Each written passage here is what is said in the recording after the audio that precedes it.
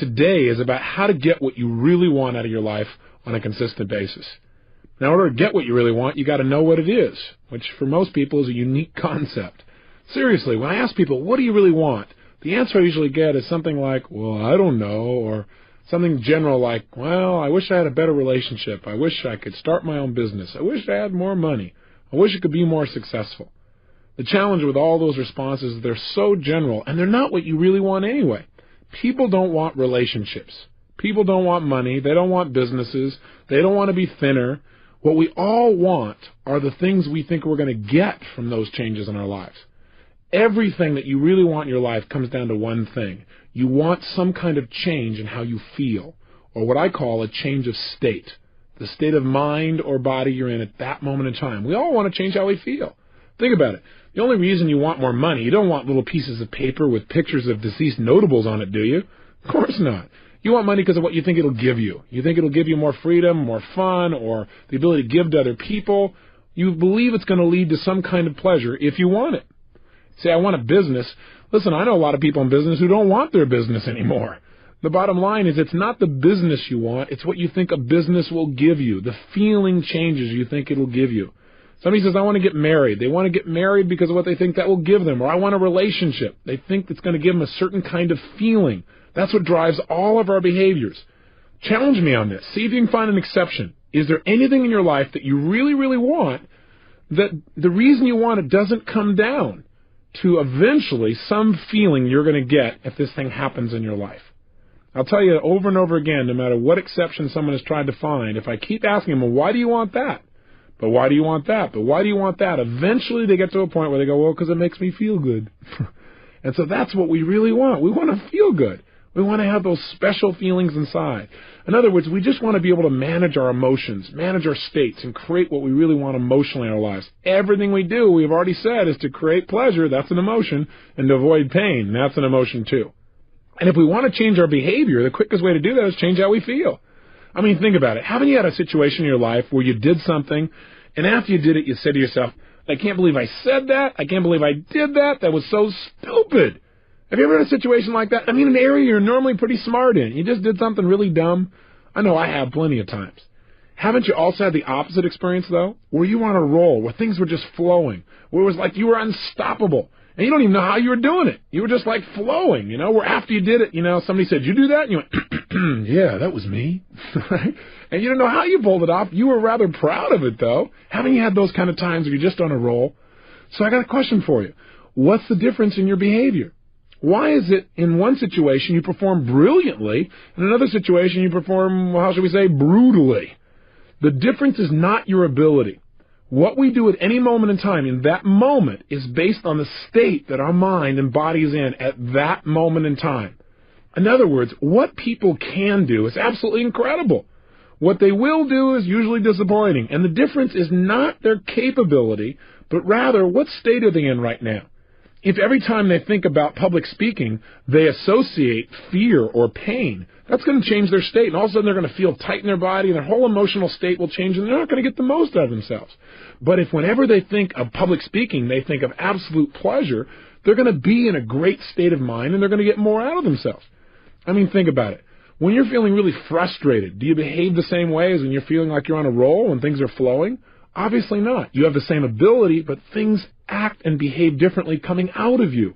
You speak differently. You communicate differently. Everything changes. Or I'll give you another example. Have you ever forgotten something simple like your own home telephone number or address or how to spell the word the? Ever had one of those enlightening experiences? Now, you know how to spell the word the. How come you couldn't remember? The answer is because you're in what I call a stupid state, right? You were in a state of mind where your brain wasn't able to get a hold of the answers. The answers are there, but you couldn't get there. So I believe one of the most important things, probably the most important thing that you and I can do in our lives to create the power and joy and passion that we really want is to learn to manage our own states of mind. In fact, think of the cost of not managing them. If you don't manage your emotional state, it'll cost you virtually everything you want in your life. Friends, family, success, and just the joy that every one of us wants to experience on a daily basis. Hey, let me ask you a question. Is what happens in your life the thing that determines how you feel at any moment in time? Yes or no? In other words, It doesn't matter whether or not, for example, the economy is doing really strong as to whether or not you feel good. Most people say no. Some people say, well, you bet. Does it matter how your relationships are going? Does that determine how you feel? Is how you feel determined by the weather, by how much sun or rain there is? Is it determined by how other people treat you? I'm here to tell you the answer to that is no. I'm not saying that it doesn't complement or support you feeling one way or another. I'm saying how you feel at any moment in time is purely designed and the result of how you are directing your own mind and body at that moment. What I'm saying to you is no matter what is happening in your life, you are in control of your own states. And once you understand that, number one, and number two, you use that ability, you now have control over your life at a whole new level. And you have more fun and joy and passion than you ever dreamed of once you take that responsibility and take that control. Now, for some people, when they say, well, that seems like a heavy responsibility, well, look at the opposite. What's the price of not managing your states? Well, I'll ask you a question. What does John Belushi, Elvis Presley, Freddie Prinze, Jimi Hendrix, Janis Joplin, and Marilyn Monroe, what do they all have in common? They're all people that never learned how to manage their state, that's what. They all were people that had every reason in the world to be happy by anybody else's standards, but who destroyed themselves, literally killed themselves in the end. I mean, Belushi's one of my favorite examples. Why? Because I liked this guy. Didn't you? Wasn't this a fun guy? I mean, if you were to think of somebody, didn't you feel like this guy that you could connect with? I don't know about you, but I really enjoyed him. And millions of other people did as well. He had what most people would think would make them happy. He had all these people that loved him, appreciated his work. He got to be creative. He was in movies. He was in television. He was on Broadway. I mean, here was a guy that was spontaneous. He had a great family that totally loved him. He had all the money and fame that most people think that they could possibly want or need, and yet he's not here. How come? He's dead. Why? Not because of old age, you'll recall, but because this man did not know how to control his own emotions within himself, and he tried to change the way he was feeling by using drugs. He used drugs as a way to change his state, and he's no longer here. And neither of the other people I mentioned on this list. Think about it. There's a major price in not managing your state. And in managing your state, there's major rewards. Now let's contrast Belushi with a friend of mine. His name is W. Mitchell. One of the people in the world that I only love most, but I also have the most respect for. W. Mitchell's a unique guy. 15 years ago, he had a unique experience, one that most people would never forget. He was driving his motorcycle 65 miles an hour down a freeway when something caught his attention. When he looked over while he continued to drive forward, he got fixed on something. I don't know if you've ever done that. He got stuck there a little too long. Well, when he looked up, he was traveling 65 miles an hour right into the back of a Mack truck that had stopped in front of him. In a last-minute, split-second decision to try and save his own life, he slammed himself on the ground, and he slid 65 miles an hour underneath this truck across the pavement. Then the worst thing happened. The gas cap popped off. Fuel spilled out all over the place, and then from the friction, exploded and ignited. 3/4 of his skin was burned off. His entire face was mutilated. His fingers burned all the way down to the knuckles. He woke up 2 weeks later in a hospital bed in searing pain, fearing to even breathe. Now, for most people at this point, they'd say, hey, I'm out of here. Why stick around in this body? I'd rather just die. But not only did he not die, but he's become an example of true possibility for people all over the country. I mean, this gentleman could not even take drugs because his body was in such bad shape, but when people met him, they thought he must be on drugs because he seems so up. You know, they go in and talk to him, they feel bad, and he goes, hey, it's over, we just got to move on. His mother said, well, you just must not realize how bad it is. Well, the reality is, he just made a decision. He decided that he was going to manage his state. Why? Because he saw the alternative as much more painful. He said, look, I got one of two choices. I can feel bad emotionally about everything I've lost and just make my total life a mess emotionally and have more pain to add to my physical pain, or I can focus on what I'm going to do, which means I can at least focus on something that could bring me some pleasure and get rid of my focus on the physical pain. And that's what he did. His life has become such an example because he kept managing his emotions. Now, not only did he do that, but within 3 years, he managed himself so well that he got back into business, even though he didn't look too terribly attractive. But he ended up going into business and becoming extremely successful. The new company he developed after his accident became the #1 employer of its type in the state of Vermont. He became a millionaire. He even learned to fly airplanes. Now, that's not the end of the story. About 8 years later, he's flying his airplane with 3 other friends in Colorado, and he made himself a rather big mistake.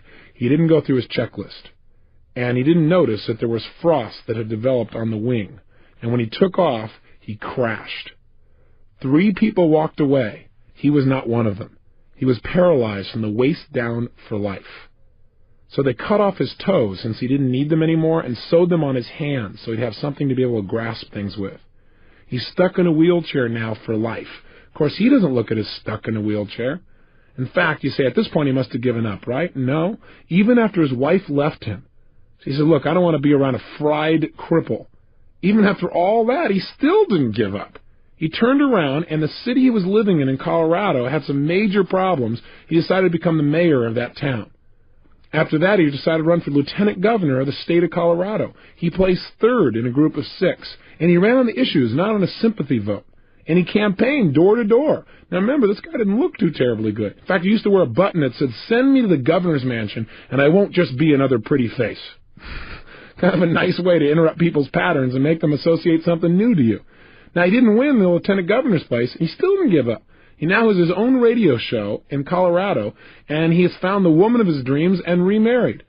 So I've got to tell you that if you start to tell me, well, gosh, Tony, I got all these problems, it's hard to manage my state, just think about W. Mitchell.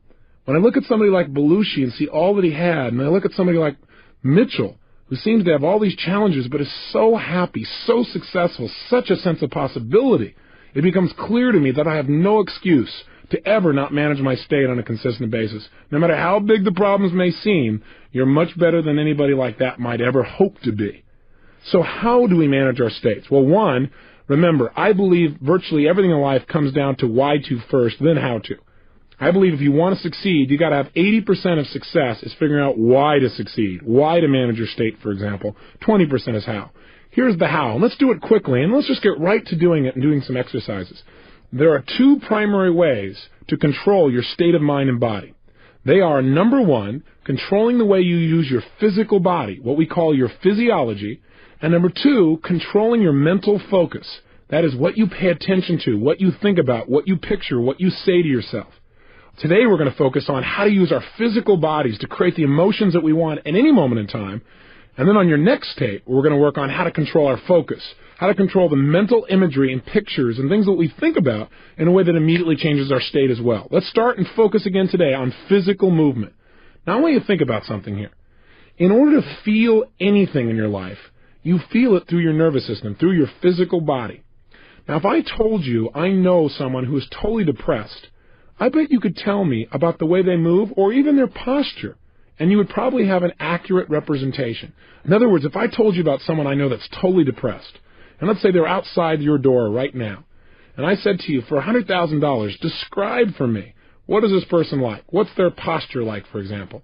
What would you say? Most people will say, slumped over. Where's this person's head? Most people will say, down.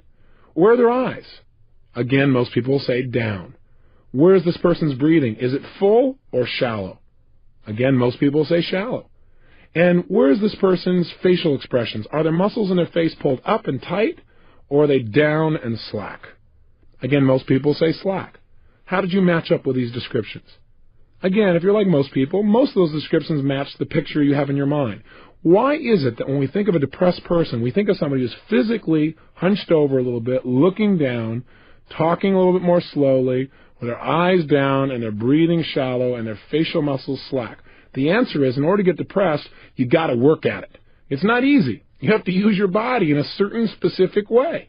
I mean, try something ridiculous with me for a moment, won't you? Sit up right now in your chair. In fact, if you're not driving, stand up. If you're driving, that would be difficult.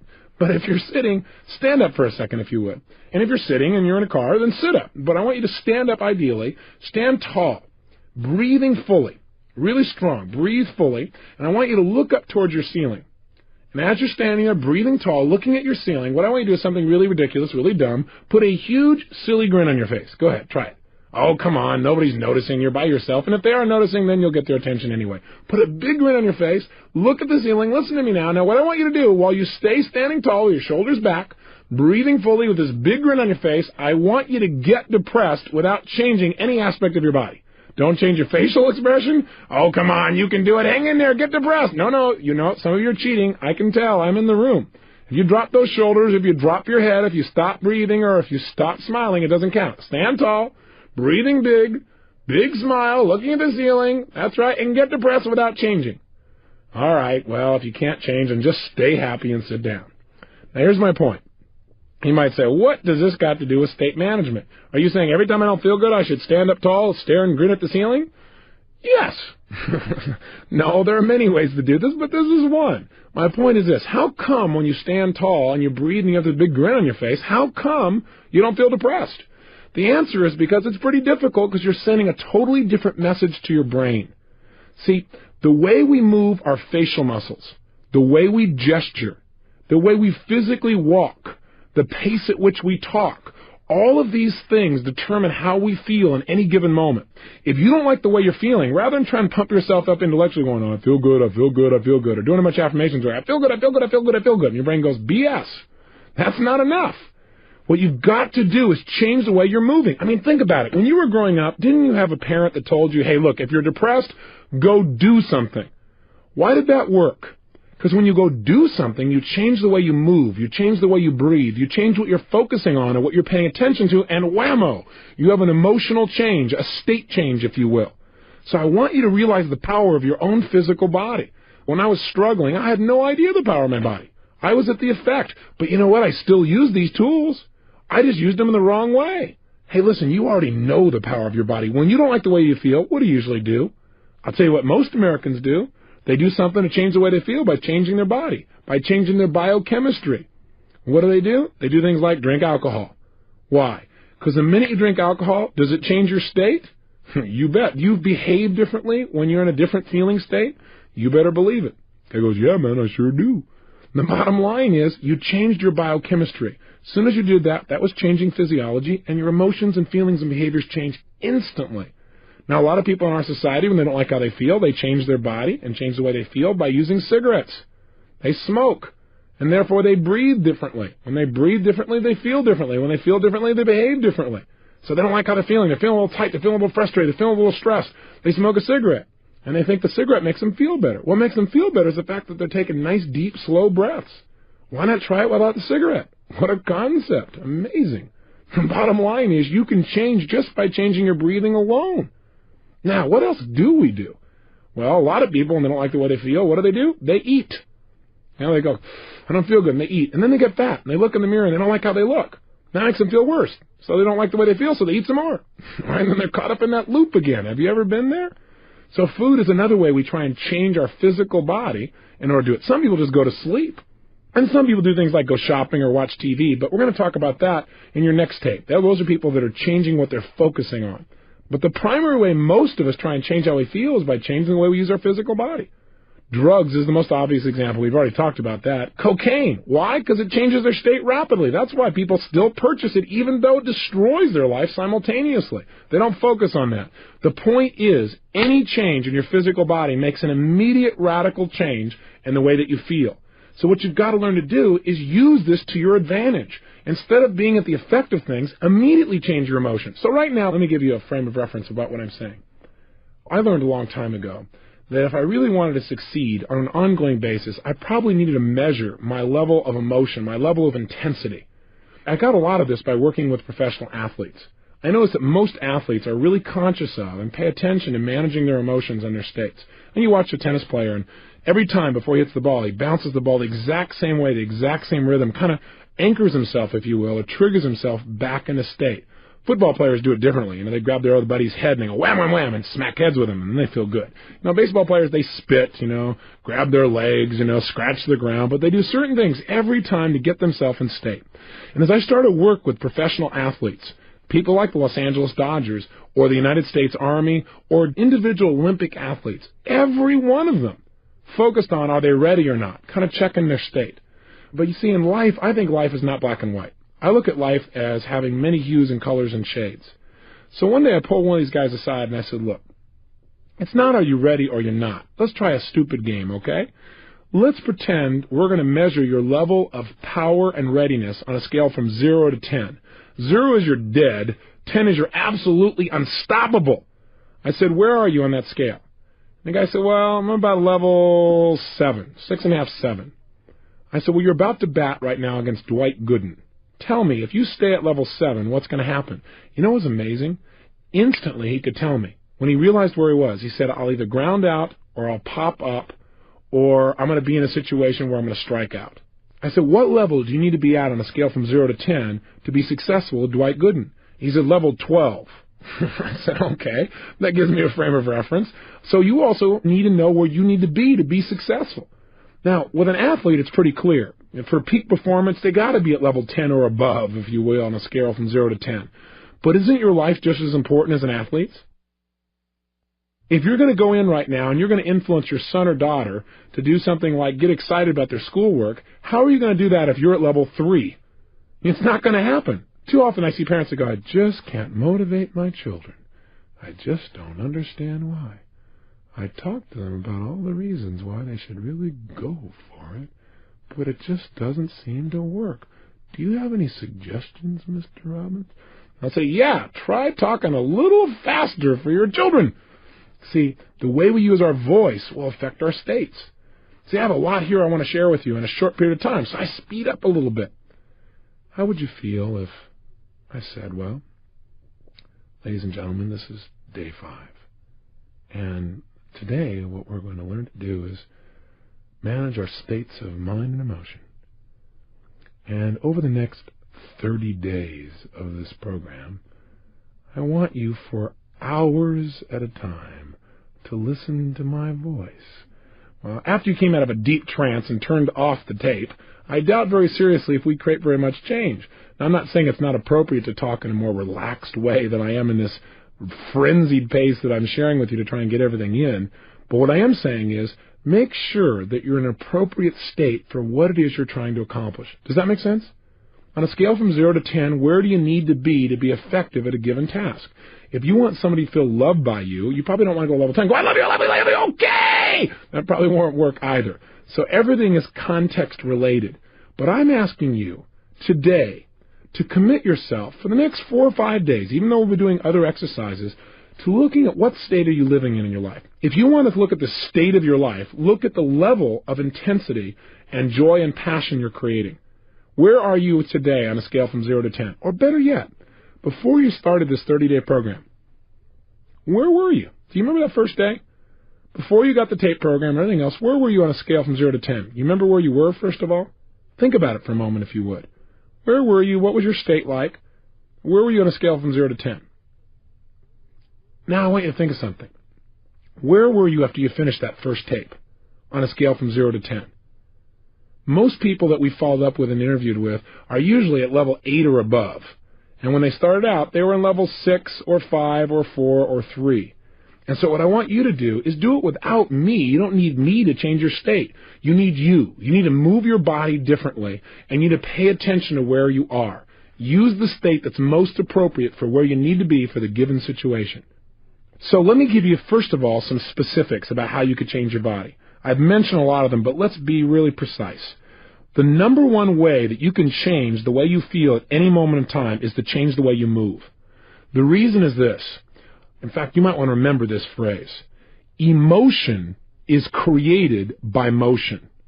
The way you move your physical body is the fastest way of changing your emotions. So, for example, if I'm not feeling passionate and I want to, instead of pumping myself up, all I have to do is clap my hands or move my hands rapidly. I make a rapid gesture. Not a little minor one where I just push my hands out a little bit and then bring it back at a slow pace, but I mean speed, acceleration, if you will. If you speed up the quality of your movements, you will instantly change your emotional state and your intensity. So try it right now. Even while you're listening to me, here's what I want you to do. Take your hands and put them together so that you're touching them almost like in a praying motion. And what I want you to do when I say now is, at the pace I say, I want you to pull them apart and just gradually pull them out to your sides at the pace that I count, like 1, 2, 3, 4. Okay, and by the time I hit 4, you should be level with your shoulders. Okay, let's try it. Your hands are together, and just notice what happens to how you feel. Ready? 1, 2, 3, 4. Okay, bring your hands back together. 1, 2, 3, 4. Again, 1, 2, 3, 4. Again, 1, 2, 3, 4. This is known as a state of absolute boredom. Right. So let's try something new. Let's try moving more rapidly. This time, instead of 1, 2, 3, 4, when I say now, I want you to pull your hands apart and don't limit them to the length of your shoulders. I want you to literally pull them apart and pull them out as far as you can, like extending your entire wingspan. Now be careful on this. Look around you before you do this to make sure you don't hit anything. And let's have some fun. Do something silly. I know it seems ridiculous, but just try it. Now if you're driving, this is not useful. Keep one hand at least on the wheel and try it with the other one. Okay, here we go. Your hands are together, and when I say now, I want you to literally bring them out, explode them out to your sides, and extend your fingers and everything out as far as they can go. In other words, you're going to take your hands and make them go as fast as they can apart all the way out and extend them. Ready? 1, 2, 3, go! Whoomp! And just feel that. And bring your hands together again into a clap. Okay, and then do it again. Out as fast as you can. Go. Whoomp! As fast as you can. Bring them in. And again, out as fast as you can. Whoomp! Again, in. Again, out fast. Whoomp! Now, if you do this about 10 times, you will feel what we call a state change. Do you feel it now? Now, I know this may sound weird and bizarre. You're going, okay, Tony, what am I supposed to do? Crimp this wingspan every time I need to change state? No, what I'm saying is you must learn to develop what I call power moves. What a power move is to me is finding a certain type of gesture, or a couple of them, that no matter how bad I was feeling, or frustrated, or tired, or whatever the case may be, that I can make this movement and instantly I feel strong. Instantly I feel resourceful. Instantly I feel like I could turn things around. You need to develop what those are. And you already have them, because you've had times in your life when you felt great. How were you moving at that time? That's the first clue. In fact, what I often do with people is get them to stand up and walk around the room and notice how would they walk if they felt totally successful. I mean unstoppable. Try it right now. Oh, you're going, well, I'm in the car. Great. If you're in the car, then you can try this later on. But if you're actually listening to me and you're not in the car, stand up right now and try something. Come on. Don't just listen to me. Stand up. Come on. I'm watching you. I'm there. You got to know this. And what I want you to do is stand up and walk around the room. And what I want you to do is, first of all, walk the way you normally walk. Just, walk around in a circle or walk straight back and forth. Notice how that feels. Come on, you can do it. Here you go. Now, what I want you to do now is make a state change. And I want you to, if you would, imagine that you feel absolutely strong and unstoppable. I mean, in your power. And what I want you to do is just walk around the room as if you felt unstoppable and powerful. And move your body the way you would be if you were unstoppable and powerful. Go ahead and try it right now. Go ahead, walk around the room and actually strut the way you would strut if you felt unstoppable and powerful. Make a gesture or two the way you would if you felt unstoppable. And then try to go back to the opposite again. Go to feeling not confident, not sure, and walk around the room not sure about whether you can succeed, making gestures like you're not sure. Feel the difference in your body. I want you to get an example of that. Then back to confident again. Make it strong. They say, what if I'm listening in the car? Well, if you're listening in the car, all I want you to do is sit right now, or even if you're sitting down, come back with me right now and sit down. What I want you to do is just notice how you can change your state from being bored and tired to feeling energized just by changing your body. So try this. First of all, sit the way you'd be sitting right now if you had 5 times more energy than any other time you can remember. Come on, go for it. Don't just listen. If you're just going to listen to this tape and not follow through, turn it off. But if you're going to go for it and make changes, then play with me, okay? Sit up in your chair right now. Come on, sit up the way you'd be sitting if you had 5 times more energy than any other time. Breathe right now the way you'd be breathing if you felt strong and excited and energized. Put a facial expression on your face right now like you'd have if you felt totally passionate and excited. No, it doesn't look like this. Come on, put a big grin on your face or a big feeling of energy. There you go, good. And make sure you gesture that way. Notice how this feels. Now, if you don't feel any change, it's because you've not made a radical enough body change. That is, change your body really major. Create more tension, more excitement, whatever it takes. Now, go from this state to being in a state of boredom. Go ahead. Sit the way you'd be sitting if you're bored and tired. That's it. Just notice how that feels. Go ahead. Really bored and tired. You know. And as you're sitting there bored and tired, I got a question for you. Did you change your body to do it? You bet you did. What did you change to get bored and tired? Well, did you notice anything happen to your head? Did it go down? Did you relax any of the muscles? What happened to your breathing? Did it change? How about your facial expression? Does your muscles go slumping or slack? Now try this. Get back to energize as fast as you can. Oh, come on. Play with me. What I want you to do just for a moment is to practice snapping yourself from being in a state of being bored and tired into a state of energy. It's going to be very valuable for you. Let's try it. Back into an energized state. Come on, as energized as you can get. Come on, sit up in your chair, breathing with some energy, feeling strong. Come on, even more energized than before. Now go to bored and tired. Back to energize. Come on, as fast as you can. Snap yourself. I know this looks weird if you're driving in your car and somebody's looking in the other window, but hey, it'll make their day. You'll change their state. Come on, if somebody else in the family's watching, they don't have to know what's going on. Just go for it. Here we go. Total energy, lots of energy and excitement. Feel it in your body. Move your body. Sit the way you've been sitting. If you have even more energy, bored and tired. Energize as fast as you can. Come on, snap back in that state. Bored and tired. Energize faster again. Come on, even more, even more, even more. Bored and tired. Energize back in that state again. Feel it and just stay there. Stay in an energized state. Now, you might say, well, this sounds weird. Let me ask you a question. How valuable is it for you to be able to go in life, in business, in your job, in your personal relationships, from being bored and tired and wiped out to being in a peak state? How important would that be to increasing the quality of your life, say on a scale from 0 to 10? I'll tell you, I think it's a level 9 or 10 or above.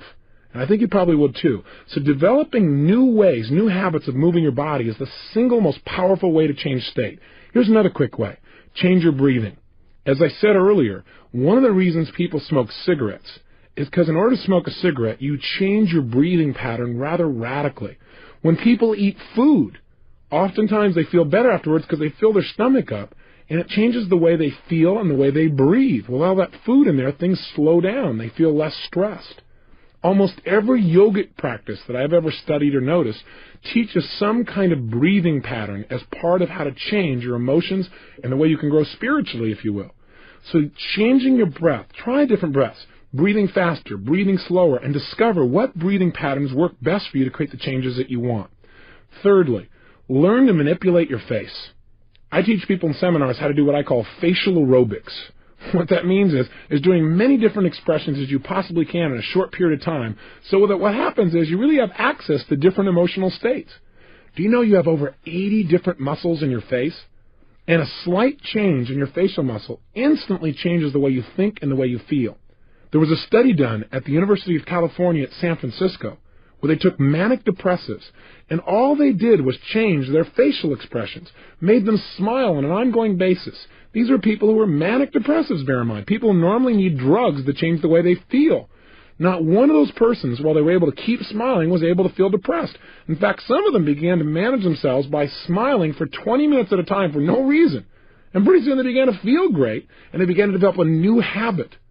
Do you have habitual facial expressions of grimacing or frustration, where you crinkle up your nose or your eyelids or your forehead or something else that you do on an ongoing basis? I'm here to tell you that those habits create those negative emotions in your body on a regular basis. You need to develop some new habits of using your face. And finally, one of the ways you can manage your state best is to control your diet.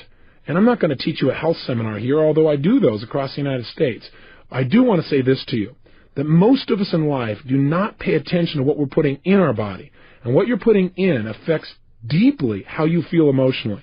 Blood sugar, for example, alone makes a radical shift in how you feel emotionally.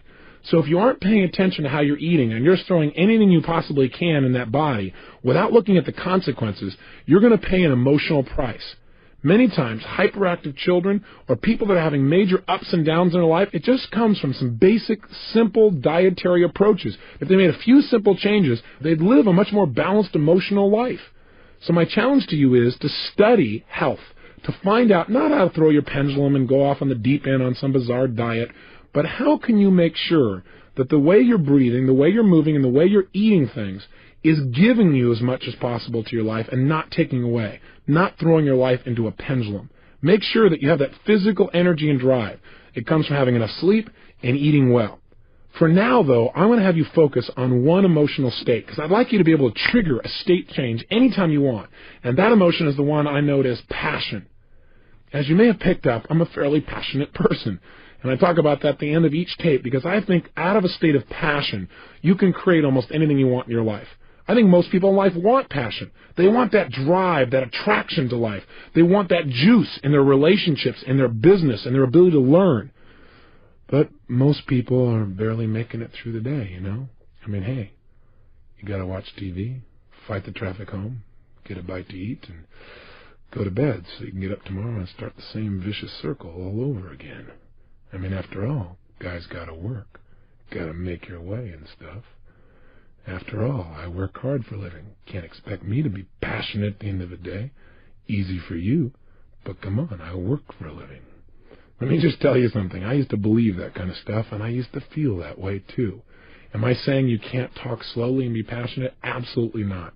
I can talk quietly and still have passion coming through in my voice, in the way I'm speaking to you, in the way I feel inside. But that's passion. This is not passion. If you want passion, you got to talk like you're passionate. You can't talk like you're bored and feel passionate. It won't work. Your body will lead your mind. Take care of it. How can we use this knowledge? Simple answer. I want you to do it by doing the following. In a moment, at the end of this tape, your only exercise today is to do this. I want you to absolutely whip yourself into a passionate state. And if there's somebody there, I want you to talk to somebody about something, and I want you to do it two different ways. Talk to them about something you believe in, something you're really usually pretty excited about, but do it in a dispassionate way. In other words, talk to a friend. And by the way, let me just say this. If you're in your car or if there's nobody there, talk to the wall, okay? Talk to the road. It doesn't matter. If you're talking to yourself and people are driving by, they'll again be entertained, so this is very useful. Now, here's what I want you to do. If while you're doing this, I want you to talk about something, and you can just talk out loud to no one or talk to someone if they're there, talk about something you're normally inspired about, but talk in a non-inspired way, a dispassionate way, where it's like you really don't believe what you're saying, but you're just trying to convince somebody of something. So you say, gosh, what's really important to me in life is learning to change people's conditioning and help them to succeed. And I really think that if you were to study it, it would really change your life too. And I want you to notice what you do when you're dispassionate. Notice, for example, how you're standing. Are you wavering back and forth? Are you standing still? Are you back on your heels? How do you gesture, or do you even gesture when you're dispassionate? How do you use your voice? What's the volume? What's the tempo? What's the tone of your voice? What do you do with your facial expressions when you're passionate versus dispassionate? Pay close attention. And then what I want you to do is, and really go for it. For 2 or 3 minutes, be totally dispassionate. And notice how it feels to be dispassionate. I doubt if you'll like it too terribly much. Then what I want you to do is change your state completely, and I want you to go to the other extreme. I want you to talk to yourself or the wall or your radio or the crowd or the traffic or your friend in a totally passionate way where you're more inspired, more excited, more passionate than you can ever remember being in your entire life. I want you to go for it 1,000%. And while you're talking to whatever it is, go for it 100%. Don't go, oh, this is stupid. No, all right, I'll try it halfway. Do it all the way or don't do it at all. If you're not going to do it at all, give this tape program to somebody who will follow through. But if you're one of those people, then go for it, okay? Be outrageous. Push yourself. And then notice, how are you moving differently? What are some of the specific gestures that you give when you're passionate? And where are they? What's the difference in the quality of them? What's the difference in how you use your voice? What's your volume like? What's your tempo? What's your facial expressions like? Again, notice the difference. When you're done, here's your assignment. Your assignment is pull out your success journal and record the difference. In other words, what I want you to do is leave this session today having knowledge of the buttons in your brain. In other words, if I notice that if I take my right hand and I actually snap it out in front of me very, very fast, that when I'm passionate, I tend to do that making a point. And when I'm dispassionate, my hands are below my waist or just kind of hanging out there. Then the next time I want to be passionate, even if I'm not feeling passionate, I can just snap my hand out there and immediately it's there. If I notice that when I'm dispassionate, I talk kind of quiet and tired and stuff. But when I'm passionate, I speak a little more rapidly. Then if I want to get passionate, I just start speaking more rapidly immediately, and pretty soon I immediately feel passionate as well. If I notice that when I'm dispassionate, I'm back on my heels or leaning away from somebody, but when I'm passionate, I'm leaning into them, talking and gesturing, then I start leaning into somebody in order to feel passionate towards them.